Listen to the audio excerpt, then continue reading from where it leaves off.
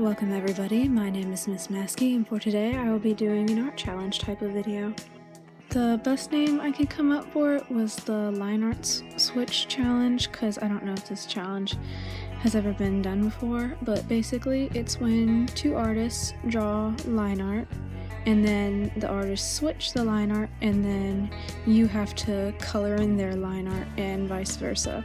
So basically it's just so both artists can experiment around with their art style and color it in however they want, I guess.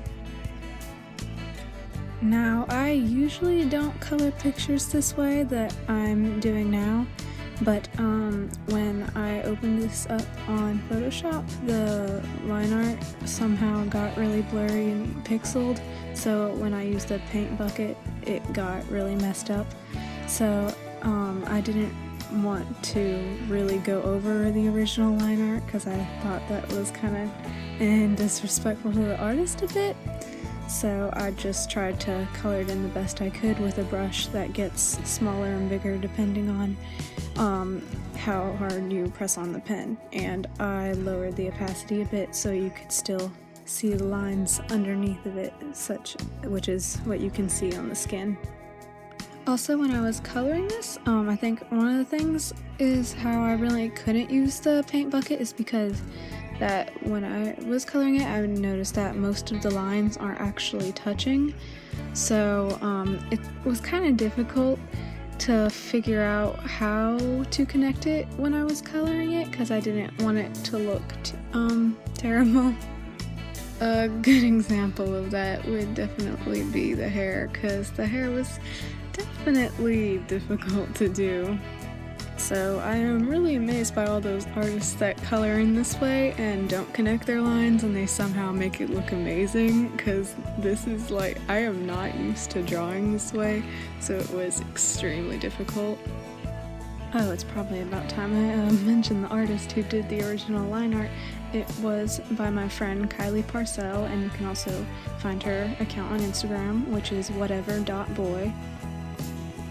And we are using our characters, Valence and Seth, Valence being my character, and that I lined, and you can find the colored in version that she did of my character on her Instagram page, and I'm coloring in her character Seth at the moment.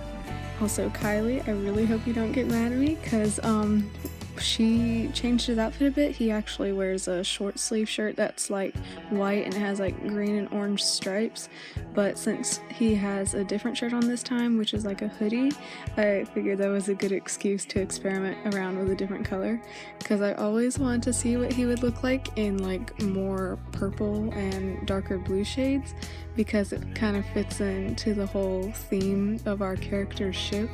So I imagine dark blues and purples being like nighttime kind of colors. You probably have no idea what I'm talking about, but if you go and, stalk our accounts and look at their character ref sheets and about their characters and us talking about them, it'll make more sense. He's basically like a night, which is like a pun. So he's like a knight that works during, nighttime, and his boyfriend is a prince that lives up in the sky, which is my character, and his name is Valence, and he's very daytime and bright, So I thought blues and purples and nighttimes and stuff would contrast well with the very bright pink and yellow and purple shades, which is more daytime with my character Valence. So that's the main reason why I wanted to see what he looked like in blue and purple.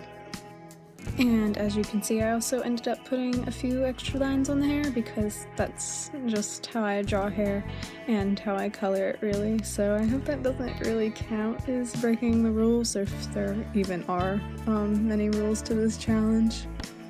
I'm also adding purple and light blue stripes to the sleeves on his sweatshirt because, like I mentioned earlier, in his original design he wears a white short sleeve shirt with stripes on it, so I wanted to incorporate the stripes in this design somehow. Also, I think my friend Kylie's style is a bit more cartoonier than mine, so I tried to use brushes that worked better with that style. rather than shading techniques that work better for very realistic and blended out styles, if that makes sense. But at the same time, I still wanted it to look nice and soft, I guess is the word, because that's just what I usually work with, and I still thought it would give it some good personality to it, I guess. Also, a while back when Kylie explained to me her character, I remembered that she said he had freckles, so I'm just adding a few of those right now. And right now I'm adding a bit of shading to the face and trying to bring out and give depth to a few more features on the face, such as the eyelids and a bit on the lips and the neck. So my goal is to still give it detail and make it look really nice, but still keeping that kind of cartoony effect to it, I guess. But I don't want to add too much detail because I definitely feel like it would clash with her style and many other artists' style that are like this too much, because having something super realistic up against something that's more cartoony and simplistic just looks a bit odd to me, I think. I mean, there are definitely good ways to do it, but I'm definitely not skilled at it. So for this style, I definitely added quite a bit of shading to again bring out the face and add color and personality to it, but I didn't add quite as much shading on the cheeks and around the nose and on the lips and on the jawline, I guess, kind of area where it leads up to your cheeks. But I still added more of a pinkish color to the cheeks and nose to give him more of to make him more look alive, I guess. And of course, since it's me, I have to add big and bright highlighting because I think it just looks really nice. But I didn't make it as bright compared to my semi-realistic style, but it's still definitely there.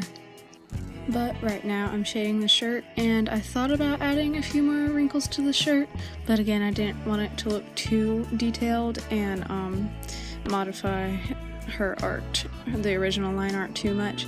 So it was definitely a challenge to figure out exactly where all the shading and wrinkles and folds in the clothes should go. But luckily she added just the right amount of folds in the clothes and just the right places, so I had a basic idea of where things were folding and where they were pushing in and where they were pushing out and that kind of thing.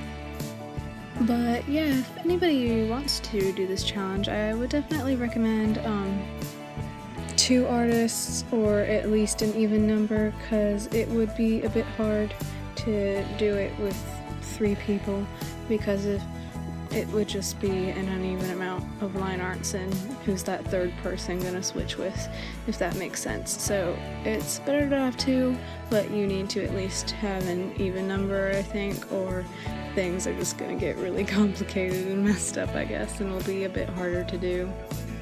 But yeah, right now I'm just adding a few more colors and stuff to the shading and adding a little bit of highlighting to the clothes, and I'm not doing a background because I think the main goal of this was just to color in the line art. So after this I will be done. But yeah, anyways, I'm done now. I hope you all enjoyed this video, and I hope to see you next time.